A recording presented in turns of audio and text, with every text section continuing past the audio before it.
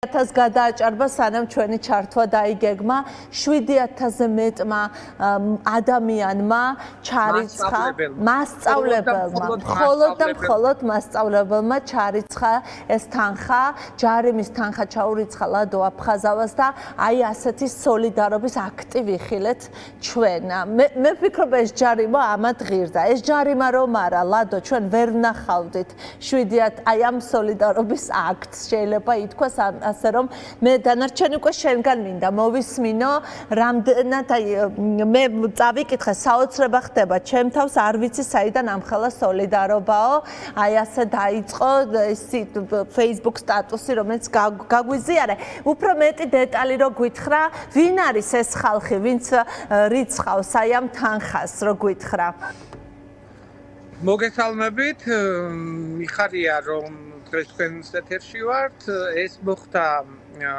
წინა დღეს სასამართლოს წინ დღით როდესაც ჩემ ერთ-ერთ კოლეგას უთხარი რომ თუ დამიჭირეს რა თქმა უნდა დამიჭირავენ და მეტი არაფერი მაგრამ თუ ჯარიმა დამიწერეს მე კოლეგებს ალბათ მოვთხოვდი ლარნახევარს ამისმეც ვერა იმიტომ რომ ხელფასი უკვე კარგახანი აღებული აქვს, ამიტომ არავის არაფერი არ აქვს და მეთქი ლარნახევარი ყველასათვის ხელმისაწვდომი იქნება და ამ ლარნახევრით ადვილად დავითვლიდი თუ რამდენი პედაგოგი ჩამირიცხავდა ფულს.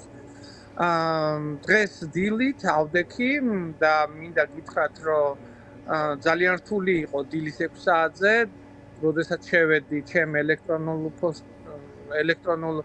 საფულე ნახე და აღმოვაჩინე რომ 5800 ლარნახევარი იყო ჩარიცხული, თუმცა მთლიანად რო დავითვალეთ 61000 ჩარიცხვა განხორციელებული ჩემ ელქოსტაზე, თქო და ეს ამაში უცნობი ადამიანები, უბრალოდ გულშემატკივრები, ემიგრანტები უცხო ქვეყნის მოქალაქეები, რომლებიც მასწავლებლები სხვადასხვა ქვეყნიდან, რომელიც გლობალური ჯილდოს 50 საუკეთესო მასწავლებლებს შორის იყო, ძალიან გავრცელდა ეს ინფორმაცია და აი ერთ-ერთმა მასწავლებელმა, ჩემმა თანამშრომელმა ერთ-ერთ მასწავლებლის ჯგუფში ჩაწერა, რომ აი მასწავლებლები, ვინც ფულს ჩარიცხავს, ლარნახევრის მეტი არ იყოსო და ასეთი რამ მოხდა. ყველა მასწავლებელი რომელიც რიცხავდა ლარნახევარს, შემდეგ იგივე სახელი მეორდება, მაგრამ უკვე 20 ლარი აქვს ჩარიცხული. აი მაგალითად მადონა შველიძე რო იყო, თქვათ, მადონა შველიძემ ჩარიცხა ლარნახევარი, იმიტომ რომ მასწავლებელია და მეორე ჩარიცხვა იყო ისევ გაკეთებული, მადონა შველიძე 20 ლარი, თქვათ. აი ასეთი ერთსულოვნება, ასეთი მხარდაჭერა არ ვიცი, ძალიან გახარებულიც ვარ და ყველაზე მეტად ძალიან ბევრი რამის მანიშნებელი. აი ხო, აი ეს მინდა, ამაზე მინდა ვისაუბროთ. ჩვენ საუბრობდით ეს საჯარო სექტორში დასაქმებული მასწავლებლები, როდესაც რიცხავენ ამ თანხას, გაგანია რეჟიმის და რეპრესიების დროს.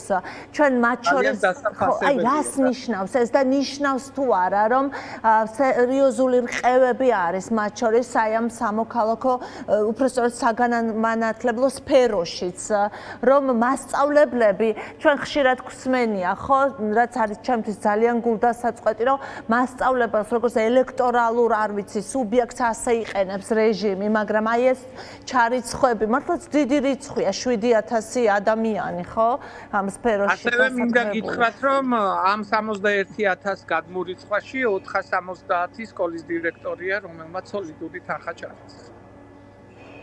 რას ნიშნავს ეს, როგორ ფიქრობთ? რა ტიპის გზავნილია თანხის მიღმა? მე ვფიქრობ, რომ ძალიან მალე მოუწევს შემოდნების ჩალაგება ქართულ ოცნების წარმომადგენლებს.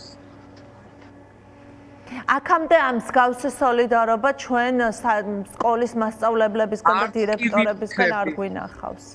არც კი ვიფიქრებდი მანამდე თუ ესეთი რამ იყო, მაგრამ თურმე კოლეგები ზოგიერთი სიჩუმეს ამჯობინებს და აქედან გამომდინარე ამ სიჩუმემ უკვე თავი აღარ შეინახა და უკვე აი ამ ლარნახევრით და თუნდაც ის 20 ლარით გადმორიცხული თანხით და თავისი პოზიცია დააფიქსირა ჩემმა კოლეგებმა და გაოცებული ვარ, აი არ მჯეროდა, მე მეგონა რომ ლარნახევარი იქნებოდა ძალიან ცოტა, მაგრამ ამ ლარნახევრით დაუპირისპირდნენ მილიარდებს, მილიარდ დოლარებს და ძალიან დიდ თანხებს დაუპირისპირდნენ ამ ლარნახევრით ჩემი კოლეგები. მართლა არის თუ არა აი ამ არიან თუ არა ისეთი ადამიანები ცხარია გვარსახელებს არ მკითხულობ მაგრამ ვინც იცით და ვისგანაც გაგიკვირდათ და ვისგანაც არ მოელოდით ზუსტად იმ პოზიციების გამო დუმილის გამო და ასე შემდეგ ისეთი ადამიანებიც არიან სკოლის დირექტორები რომლებიც დღემდე გონიათ რომ ფავორიტები არიან ქართული ოცნების და ძალიან გულშემატკივრობენ ქართულ ოცნებას, მაგრამ ეს ასე არ ყოფილა. ის არაფრით არ ჩარიცხავდა 100 ლარს და არ ჩარიცხავდა 50 ლარს. რამ შეცვალა ეს დამოკიდებულება, როგორ ფიქრობთ? რამ შეცვალა და აი არავის არ სჭირდება ასე გაჩუმება, არავის არ მოსწონს რაღაც მუდმივად ჩუმად იყოს, არავის არ უყვარს როდესაც თავისუფლებას კარგავს და ჩვენ ქართველები შინაგანად თავისუფალი ადამიანები ვართ, თავისუფლების მოყვარული ხალხი ვართ და ჩვენ შორის შეიძლება იყოს სხვანაირი ქართველი? არა.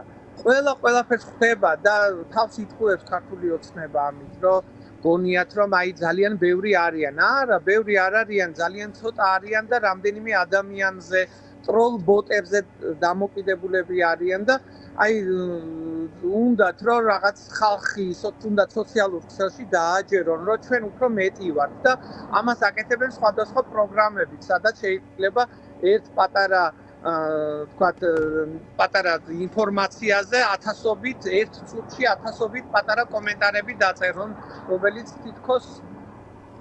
თითქოს ხალხს აფიქრებინებს რომ დაკარგულია ყველაფერი, მაგრამ პირიქით ძალიან დიდი სოლიდარობა არის და მე ეს ხვანაირად მენიშნა უკვე ამ ბოლოს.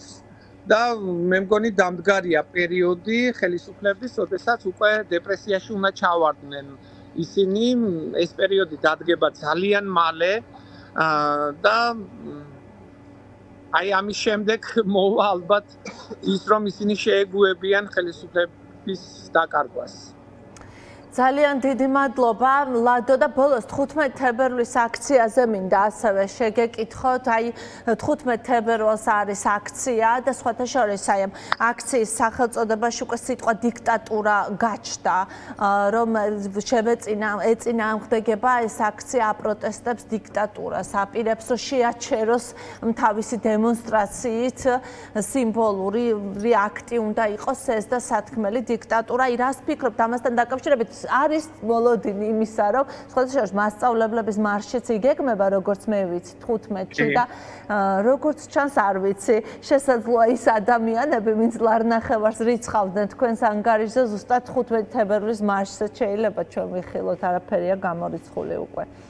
ხო, ამ ლარნახევარი ვინც ჩარიცხა, სწორედ ისინი მეუბნებიან, რომ არასოდეს არ გამოსულან აქციაზე, მაგრამ 15-ში აპირებენ. ძალიან საინტერესო. ანუ როგორც მივხვდი, კომუნიკაციაც გქონდათ ზოგიერთ მათგანთან. ხო, ჩვენ არ ვამყარებდით არავისთან კომუნიკაციას, უკვე ისინი გამოვიდნენ ჩვენთან და ისინი ალაპარაკდნენ, უკვე ისინიც აი როგორ აიცი, მარტო ჩვენ კი აღარ ვართ წნეხში, უკვე ისინიც არიან წნეხში. აი მისი მომხრეებიც უკვე ისეთ შეცდომებს უშვებენ, უკვე ისინიც წნეხში ყავთ და უკვე აღარავის აღარ მოსწონს ეს წნეხი, როდესაც ჩვენ თავისუფლების მოყვარული ხალხი რაღაცაზე არ არის ეს ქართველებთან გასატარებელი ეს კანონები, ეს ყველაფერი უფრო ძაბავენ სიტუაციას და მე ვისურვებ რომ ასე გააგრძელონ ქართულმა ოცნებამ კიდევ მიიღონ კანონები ძალიან კარგი იქნება ჩვენთვის. მადლობა ლადო.